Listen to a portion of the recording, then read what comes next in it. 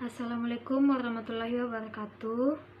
Dalam video kali ini, saya akan menjelaskan sedikit tentang sistem reproduksi pada wanita. Struktur dan organ reproduksi pada wanita sangat berperan penting dalam proses reproduksi, yang mana meliputi siklus menstruasi, konsepsi atau ketika sel telur dibuahi sel sperma, kehamilan dan persalinan. Dan secara umum, sistem reproduksi wanita terbagi menjadi dua bagian, yaitu organ reproduksi luar dan organ reproduksi dalam. Organ reproduksi luar terdiri dari vulva, yaitu merupakan celah terluar pada reproduksi wanita. Juga sebagai muara, saluran urin dan saluran reproduksi yang terdiri dari mons pubis atau mons veneris, labia mayora, labia minora, klitoris atau kelentit, vestibulum atau serambi, serta himen atau selaput darah. Selanjutnya akan saya jelaskan satu persatu dari bagian-bagian vulva tersebut. Yang pertama, mons pubis atau mons veneris. Bagian ini merupakan bagian yang menonjol yang meliputi di bagian dalam tulang kemaluan. Karena adanya bantalan lemak, maka bagian ini sangat berperan penting dalam hubungan seksual. Yang kedua, ada labia mayora. Labia mayora ini memiliki bagian pada sisi kanan dan kiri. Labia mayora ini merupakan lapisan kulit yang tebal karena jaringan subkutannya yang mengandung banyak lemak. Yang ketiga, ada labia minora. Labia minora ini terletak pada sebelah tengah labia mayora dan selalu basah karena dilumasi oleh kelenjar-kelenjar labia minora. Yang keempat, ada klitoris atau kelentit. Bagian ini adalah organ yang sedikit menonjol. Besar klitoris sendiri bervariasi antara setiap wanita, tetapi bisa diperkirakan seperti sebesar biji kacang hijau. Yang kelima, ada vestibulum atau serambi. Vestibulum ini menyerupai biji almond yang ditutupi oleh literal dan labia minora. Dan yang terakhir, ada himen atau selaput darah. Bagian ini merupakan bagian yang tipis dan menutupi sebagian besar introitus vagina. Selanjutnya, pada organ dalam reproduksi wanita.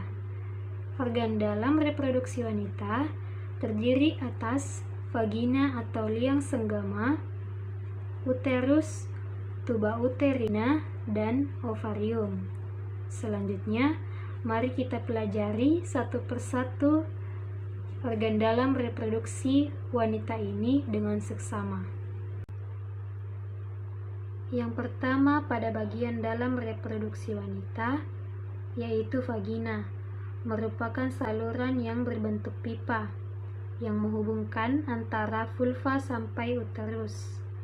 Vagina ini memiliki fungsi sebagai saluran persalinan, juga tempat masuknya sperma ke rahim hingga saluran keluarnya darah.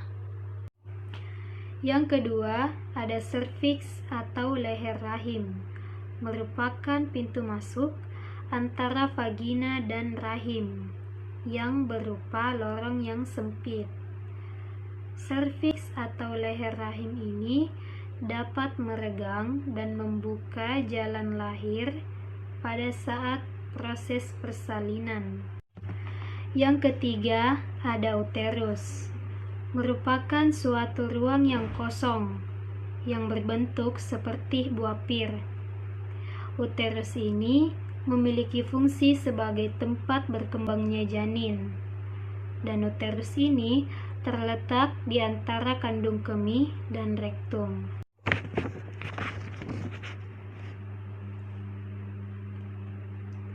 Yang keempat, ada tuba uterina atau tuba fallopi.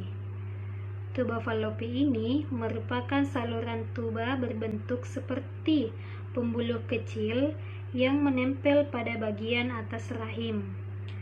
Tuba uterina ini berfungsi sebagai jalan yang dilalui oleh sel telur untuk berpindah dari ovarium ke rahim.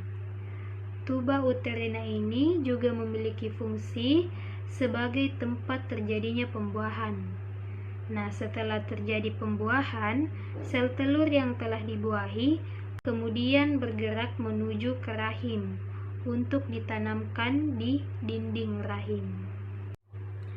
Yang kelima, ada infundibulum, merupakan bagian yang paling distal yang dilengkapi dengan fibria dan umbai-umbai di bagian ujungnya.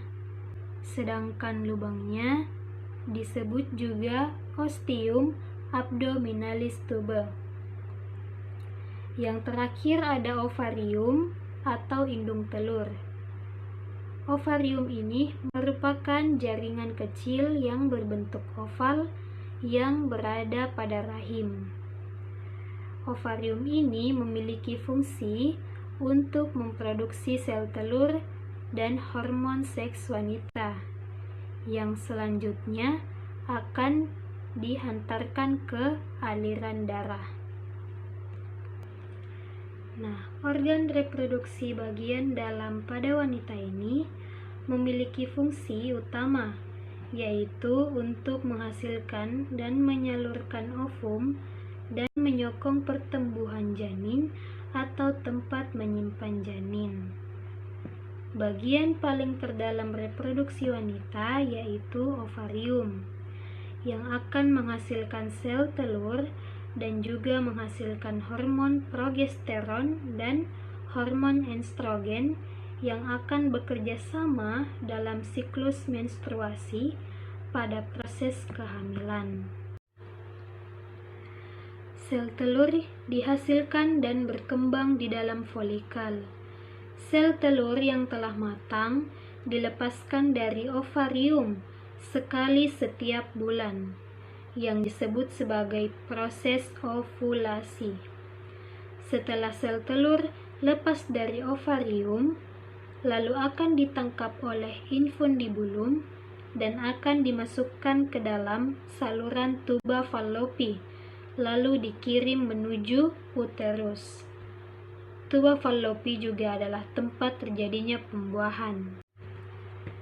Saat sel sperma berenang mencari sel telur dan akanlah terjadi pembuahan, maka sel telur yang sudah dibuahi akan dikirim ke uterus dan akan menempel ke dinding-dinding uterus dan berkembang menjadi gamet, lalu menjadi janin yang akan siap untuk dilahirkan.